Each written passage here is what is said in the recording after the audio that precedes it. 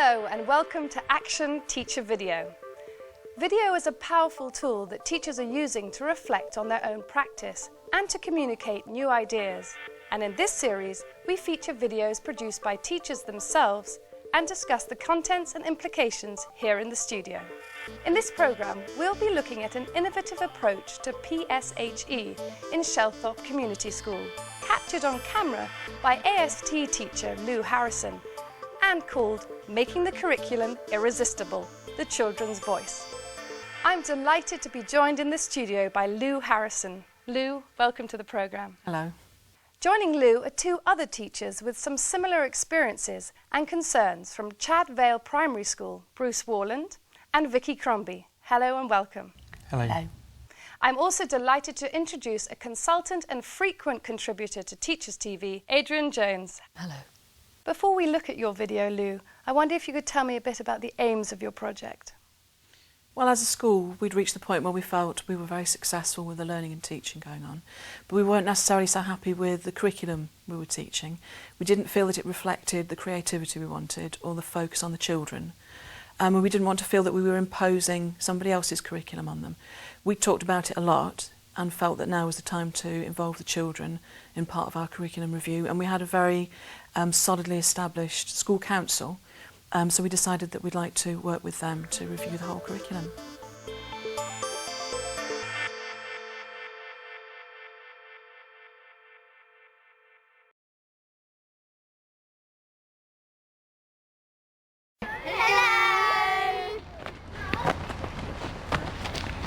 Hello, my name's Torren, I'm 9 years old, and last year we did some children planned their own lesson, and I wanted to do it again because I did it last year and I really liked it. What you could put for the introduction is a plain map, children put where they think safe water and That not main safe. activity? That No, main activity? no, that main activity is the safe Which?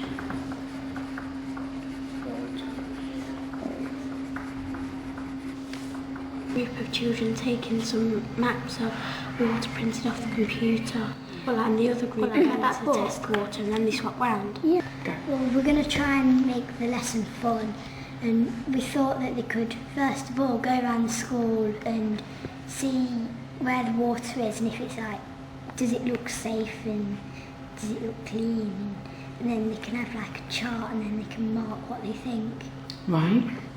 Or we could change the question to something like, what does water do? How does water react depending on what you do to it? We decided that we want to do is to look at the curriculum, like you, and pick out what works best for children at Shelthorpe. This is something that is a school development plan. Now, on this page, there is a gap at the bottom for all your ideas as well, because they're the ones that I put together following a discussion that we teachers have had. And it's called To Create an Irresistible Curriculum. Now, irresistible means you can't not get involved. It means you can't stop yourself. Oh, we're doing that, great, I'm doing that, mate, wait for me. That's what irresistible means.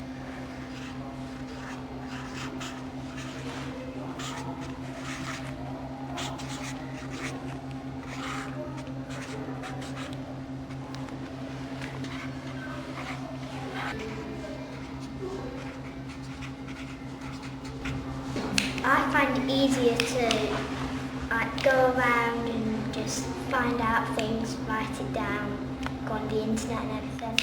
The head teachers and teachers normally choose the learning, but we could have like a teacher-children meeting. Yeah, I think that the children should choose sometimes what we learn, but then teachers other times if they think that we need to go over that and we need to do this. We could have a meeting in the hall with all the teachers, all the children, and teachers ask the children what they think of how they learn, and they could put their hands up and speak out, and then it might change, but it might not, because some people are used to the way everything is, so it might not change, but at least get to say what they think about lessons. Go back to I like Earth, Sun and Moon because I found out that Earth fits into the Sun about 10,000 times. Interesting. I don't like it. Luna, can we put it over the cupboard with ding ding? Oh yeah, that was one wicked shot. Earth, Sun and Moon, yeah, That one. because we don't do fun stuff. Because you don't get to like do experiments like you do in science. Investigating methods. I can't even remember. No, that one. Children should have a balance between research and teaching them what to do. We thought that people like topics more than subject. We didn't think that at all. We put the Favourite topics are learning about Australia, learning about old and new toys. Written in the 1950s to 1980s. We think that people should have more fun in learning. We got that with tricks, and we've got on here we want completely new work to do instead of doing old work all the time. I like to learn completely new topics. To investigate similarities and differences. Yeah. Go on.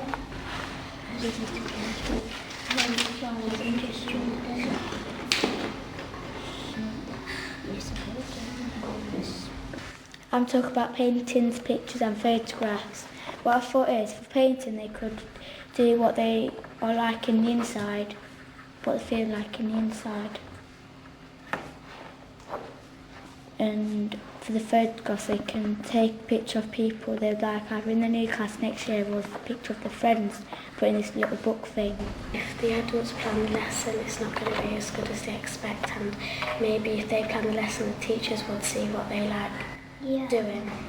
And sometimes the children plan the lessons are better than what the adults plan. Yeah. To know that they're doing what they want to do and they don't have a distraction. They don't have a reason to be silly. You can't plan the lesson too many times. No. Yeah, you can plan it for you times. But not the teacher has to plan lessons quite a few times. So. Yeah. Like trying to make it balance. Say if you have like children planning the lessons all the time, that isn't really fair on the teachers. Because they would have no reason to be there. Yeah.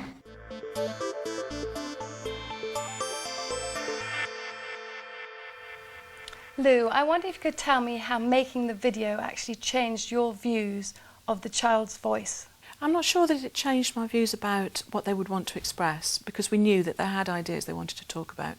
I think the opportunity to make the video meant that they were really aware of an audience, and a purpose to what they were doing, so that when they were talking, they realised it was going to have some kind of impact that was deliberately stated as an intention of what we were doing. So it was nice to see them being able to do it with that goal in mind. Is it the first time that you've used video to record some kind of teaching and learning experience? Yes, it is. Yes, we've done research. I've done research with children before about self-evaluation and about their views of the curriculum, but never with the possibility of showing them at the end of it in a way that would make sense to them what they'd produced, and not in a way that had such impact on colleagues either. So it's definitely something I would use again, having done so this time. Had you got some ideas in relation to the use of video about what would develop, what kind of action could take place as a result of that? I think I had a bit of crusading zeal actually applied, because having done research before and being really aware of the issue of accessibility of research to teachers, we really wanted as a school to say, look, this is what we really believe in, and show it to people and actually sort of plant our standard very firmly. But I also wanted to do work with the children and show how articulate they could be, and really what they had to say about something that has such a huge impact on them. And that was the importance of the video. It's called To Create an Irresistible Curriculum. Now, irresistible means you can't not get involved. It means you can't stop yourself. Oh, we're doing that, great, I'm doing that, mate, wait for me. That's what irresistible means. Bruce and Vicky, I'd like to bring you both in here. How do you make a curriculum irresistible? Is it at all possible? Well, I certainly think that they've given it a really good go, and involving the children in the way that they have is really, really important. I was struck by watching the video at just how eloquent the children were at actually talking about their curriculum, and how easily they discussed the things that they enjoyed and what they'd like to be sort of inputted into that curriculum. And what do you feel, Vicky, about it? I was really interested in the video. I was actually wondering if the children had did they take part in the delivery of the lessons as well, or are they just involved in the planning stages? In the past, we've worked on research with the children where they have planned entire lessons and delivered them.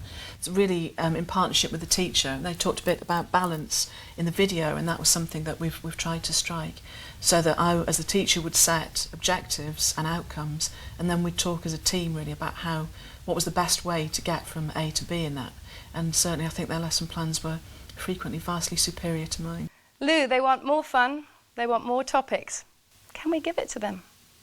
Can you give me a reason why we shouldn't? I think it's very important to say, actually, about the whole project that we did, that we weren't saying we don't know how to do our jobs, and we weren't saying we can't do our jobs as well as anybody else. What we were saying was we've reached a point now where we want to improve, and we view the children as part of a team. So we were going to apply our skills to what they identified. Yes, of course, you can teach around themes. And the very important point I think that the children touch on is that it's very tedious to keep going back to the same thing again and again. So what we want to do now is think about revisiting concepts rather than revisiting context all the time, because that's got to be dull for the teacher and for the children as well. Does that encourage more commitment from the children? I think it does. If you show an investment in somebody, then you're bound to get a response that's got more value to it, yes. So it isn't really a question of saying the children are going to take over the curriculum and run the school. Not at all, no. And their last comment, it wouldn't be fair on the teachers to do that. It is much more about this dialogue. Absolutely, and yes. about giving children a sense of responsibility and ownership. Yes, and I think when we're talking about QCA and the schemes of work, the QCA now are the first to say, yes, do it better, show us how you're going to do it better. And I think we're starting to recognise as a profession that the top-down approach is not necessarily the best one, but maybe sometimes we forget that we need to go right the way down to the user. How would you use video in this context, though? It's something I'm still exploring. This is quite a first for me to have tried it and feel that it was so important, but I think it's a very good way of posing questions because it's something that you can show and every viewer will have a slightly different perspective on. So at the end of it, you may have 20 viewers with 20 different questions that they've been prompted to investigate for themselves. So that involves teachers in engaging with research and then maybe going on to engage in research. Absolutely. Well, we could go on all day chatting about this. It's a huge topic. But if you want to view the programme again or find out more information, then please go to our website at teachers.tv. It only remains for me to say thank you to our teacher-producer, Lou Harrison, and our guests, Bruce Warland and Vicky Crombie. And thanks also to our consultant, Adrian Jones. Please join us again on Action Teacher Video. And in the meantime, from me, Xanthi Steen, goodbye.